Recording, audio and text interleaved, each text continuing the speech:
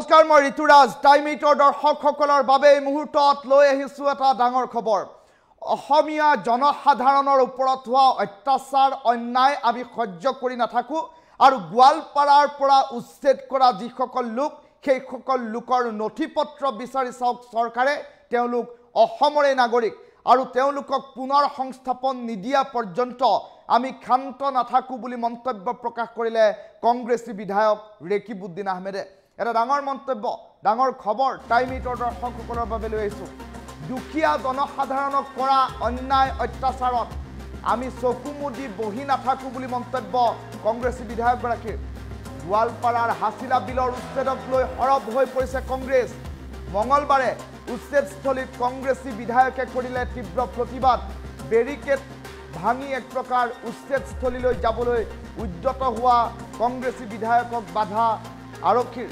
সংখ্যালঘুক উচ্ছেদ কৰা কাৰ্য মানি লোৱা নহব অন্যায় অত্যাচাৰৰ বিৰুদ্ধে আমি মাত মাতি থাকিম বুলি এতিয়া কংগ্ৰেছী বিধায়কে কৰিছে মন্তব্য উচ্ছেদিতৰ নথিপত্ৰ পৰীক্ষা কৰক তেতিয়া গম পাব তেওঁলোক অসমৰে নাগৰিক উচ্ছেদিতক পুনৰ সংস্থাপনৰ দাবী তুলি বিধায়ক ৰেকিবউদ্দিন আহমেদে এক প্ৰকাৰ দিলে গৰ্জন মঙলবাৰৰ দৃশ্যাংশ এই মুহূৰ্তত টাইম 8 দৰ্শকসকলক দেখুৱাই আছো কিয়নো গোৱালপাৰাৰ হাছিলা বিলত 1600 বিঘা ভূমি উচ্ছেদৰ বাবে প্ৰশাসন যন্ত্ৰটোৱে ব্যৱস্থা হাতত লোৱা দেখিবলৈ পোৱা গৈছিল আৰু আৰক্ষীকে আদি কৰি অৰ্ধসামৰিক বাহিনী আৰু অন্যান্য সামৰিক বাহিনীয়ে ইতিমধ্যে যুদ্ধংদেহী পৰিৱেশৰ সৃষ্টি কৰি 1600 বিঘা ভূমিত বুলডোজাৰ চলাই উচ্ছেদ অভিযান আৰম্ভ কৰিছিল আৰু তাৰ মাজতে 700 পৰিয়াল 4000 লোক গৃহহীন হৈ পৰিলে উচ্ছেদৰ পাছত আৰু তাৰ পাছত সেই সকল লোকৰ পুনৰ সংস্থাপনৰ দাবীত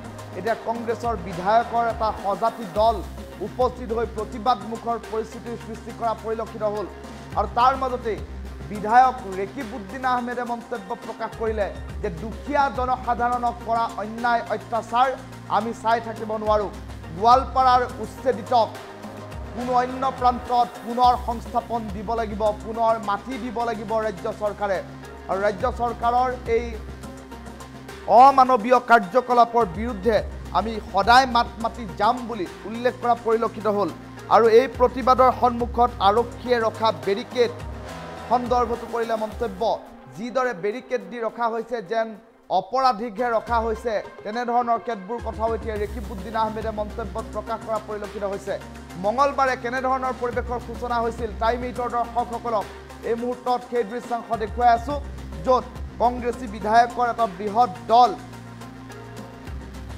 উপস্থিত হৈছে উচ্ছেদস্থলীত আৰু মঙলবাৰৰ দিনটোত উচ্ছেদস্থলীত কেনেধৰণৰ পৰিৱেশে বিৰাজ কৰিছে সেই দৃশ্যাংশ এই মুহূৰ্তত টাইম 8 দৰ্শকসকলক দেখুৱাইছো আৰু কংগ্ৰেছী বিধায়ক ৰেকিবউদ্দিন আহমেদৰ এটা গুৰুত্বপূৰ্ণ মন্তব্য আছে মন্তব্যটো শুনাই লৈছো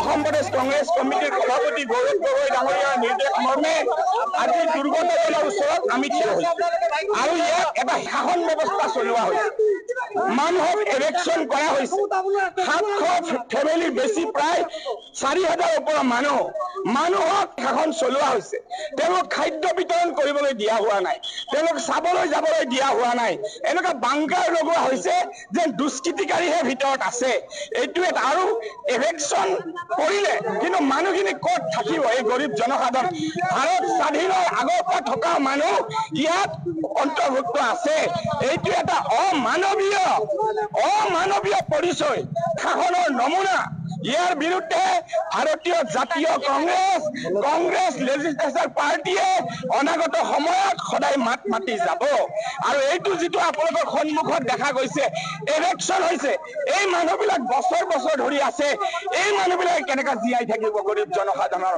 তেওঁলোকক কৰবাত সংস্থাপন কৰিব লাগিছিল গোৱালপাৰা জিলাত এনেকুৱা নহয় যে মাটি নাই কোনোবা যিসকল আৰু তেওঁলোকৰ পৰিচয় পত্ৰ আধাৰ কাৰ্ড সব চেক কৰক চেক কৰি প্ৰকৃত ভাৰতীয় প্ৰকৃত অসমৰ নাগৰিকক তেওঁলোকে ন্যায় প্ৰদান কৰিব লাগিছিল ইয়াত এটা সাংঘাতিক শাসনৰ এটা নমুনা দেখা গৈছে আৰু ইয়াৰ বিৰুদ্ধে আমি মাত মাতি যাম মুখ্যমন্ত্ৰী ডাঙৰীয়াই ন্যায় মানুহক দিবই লাগিব আজি যি অন্যায় চকুৰ আগতে মানুহখিনিক যিদৰে জলাঞ্জলি তেওঁলোকক অত্যাচাৰৰ সংগীত কৰিছে। ইয়াত আমাৰ লোকেল MLA আছে, লোকেল MLAৰ কথাও তেওঁলোকে শুনা নাই। ইয়াৰ বিৰুদ্ধে আমি শান্ত নাথাকো আৰু এইটো এটা যি শাসন আছিল চেম সেই শাসনৰ নমুনা ইয়াত দেখুওৱা হৈছে। গৰীব জনসাধাৰণক অত্যাচাৰ কৰিলে কোনোৱে শান্তিত থাকিব নোৱাৰে। ইয়াত গৰীব জনসাধাৰণ, নিষ্পেষিত জনসাধাৰণৰ যাৰ মাটি নাই বাৰী নাই তাক এনেকুৱা অন্যায় অত্যাচাৰ কৰা হৈছে। ইয়াৰ বিৰুদ্ধে আমি বহি নাথাকো। অসম প্ৰদেশ কংগ্ৰেছ কমিটিৰ সভাপতি গৌৰৱ গগৈ ডাঙৰীয়াৰ নিৰ্দেশ মৰ্মে আজি দুৰ্গত ওচৰত আমি থিয় হৈছো আৰু ইয়াত এটা শাসন ব্যৱস্থা চলোৱা হৈছে। মানুহক ইলেকশ্যন কৰা হৈছে। 700 ফেমিলি বেছি প্ৰায় 4000 ওপৰৰ মানুহক শাসন চলোৱা হৈছে। তেওঁলোক খাদ্য বিতৰণ কৰিবলৈ দিয়া হোৱা নাই, তেওঁলোক চাবলৈ যাবলৈ দিয়া হোৱা নাই। এনেকুৱা বাংকাৰ লগোৱা হৈছে যে দুষ্কৃতিকাৰীহে ভিতৰত আছে। এইটো এটা আৰু ইলেকশ্যন কৰিলে কিন্তু মানুহখিনি ক'ত থাকিব? এই গৰীব জনসাধাৰণ ভাৰত স্বাধীনৰ আগৰ পৰা থকা মানুহ ইয়াত অন্তৰ্ভুক্ত আছে। এইটো এটা অমানৱীয় পৰিচয়, শাসনৰ নমুনা।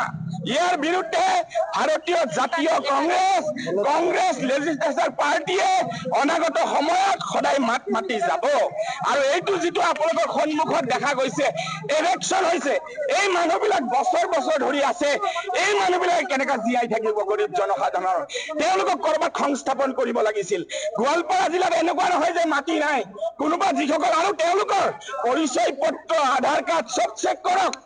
চেক কৰি প্ৰকৃত ভাৰতীয়, প্ৰকৃত অসমৰ নাগৰিকক তেওঁলোকে ন্যায় প্ৰদান কৰিব লাগিছিল। ইয়াত এটা সাংঘাতিক শাসনৰ এটা নমুনা দেখা গৈছে আৰু ইয়াৰ বিৰুদ্ধে আমি মাত মাতি যাম। মুখ্যমন্ত্ৰী ডাঙৰীয়াই ন্যায় মানুহক দিবই লাগিব। আজি যি অন্যায় চকুৰ আগতে মানুহখিনিক যিদৰে জলাঞ্জলি তেওঁলোকক অত্যাচাৰৰ সংগীত কৰিছে। ইয়াত আমাৰ লোকেল MLA আছে, লোকেল MLAৰ কথাও তেওঁলোকে শুনা নাই। ইয়াৰ বিৰুদ্ধে আমি শান্ত নাথাকো আৰু এইটো এটা যি শাসন আছিল চেম সেই শাসনৰ নমুনা ইয়াত দেখুওৱা হৈছে। গৰীব জনসাধাৰণক অত্যাচাৰ কৰিলে কোনোৱে শান্তিত থাকিব নোৱাৰে। ইয়াত গৰীব জনসাধাৰণ, নিষ্পেষিত জনসাধাৰণৰ যাৰ মাটি নাই বাৰী নাই তাক এনেকুৱা অন্যায় অত্যাচাৰ কৰা হৈছে।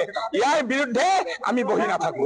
অসম প্ৰদেশ কংগ্ৰেছ কমিটিৰ সভাপতি গৌৰৱ গগৈ ডাঙৰীয়াৰ নিৰ্দেশ মৰ্মে আজি দুৰ্গত ওচৰত আমি থিয় হৈছো আৰু ইয়াত এটা শাসন ব্যৱস্থা চলোৱা হৈছে। মানুহক ইলেকশ্যন কৰা হৈছে। 700 ফেমিলি বেছি প্ৰায় 4000 ওপৰৰ মানুহক শাসন চলোৱা হৈছে। তেওঁলোক খাদ্য বিতৰণ কৰিবলৈ দিয়া হোৱা নাই, তেওঁলোক চাবলৈ যাবলৈ দিয়া হোৱা নাই। এনেকুৱা বাংকাৰ